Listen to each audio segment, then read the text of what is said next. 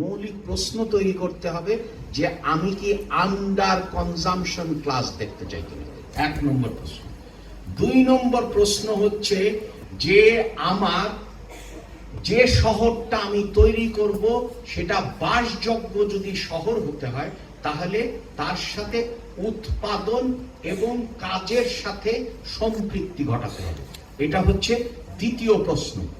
3য় প্রশ্ন হচ্ছে যে রাষ্ট্র যখন করবে তখন আপনার সেটা করার ক্ষেত্রে পরিকল্পনার মধ্যে যে বলা হচ্ছে whole of the government approach, whole of the society approach, সেইখানটা নাই, সেইটা আপনি কিভাবে আনবেন।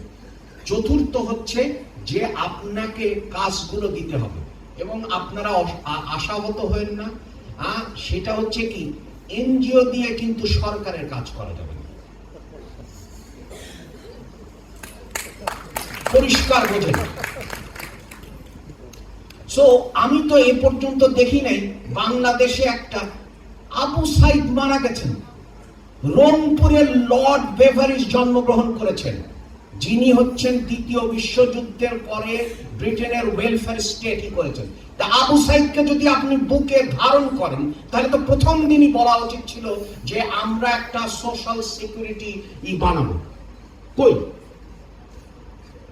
এবং মস্করা করে রংপুর আজকে সবচেয়ে দরিদ্রপ্রীত জায়গা। আচ্ছা, আপনি এখন কি করবেন? জমি পাবেন কোত্থেকে? বাংলাদেশের ঢাকা শহরে বর্তমানে দালিলিক বা ঢাকা শহরের যত বস্তিবাসী আছে সবাইকে সোশ্যাল হাউজিং এ দেওয়া যাবে যদি এনজিওর জমিগুলো নিয়ে দেন। কারিতাস লাভ, কারিতাসের ঢাকা শহরে কতটুকু জমি আছে, সিসিডিবির কতটুকু জমি আছে, ব্রাকের কতটুকু জমি আছে, তারাই সোশ্যাল হাউজিং করবে, তারাই সেটা ম্যানেজ করবে। এক্ষুনি আজকে ডিসি সাহেবকে বলেন যে ঢাকা শহরে এত জমি আছে কি কতটুকু, এবং সেটা তারাই ম্যানেজ করবে। তারা যে কায়দায় বলে যে এত টাকার মধ্যে বাড়ি থাকা যাবে, সেই টাকার মধ্যেই বাড়ি থাকা যাবে। কারণ আপনি যদি মিরপুরে যান, মিরপুরে 10 নম্বর ক্রস করেন, বাম পাশে কত জমি, আসাদ গেটের বাম পাশে কত জমি কারিতাস বা সিসিডিবি।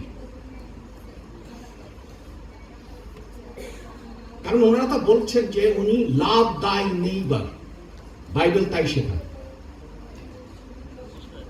তাইলে আমরা যেটা মনে করি সেটা হচ্ছে যে আমাদের সামনের ভবিষ্যৎ খুব চমৎকার এবং সেই ভবিষ্যতে আপনারা যেভাবে কাজ করছেন এটা আমাদেরকে খুবই অনুপ্রাণিত করে।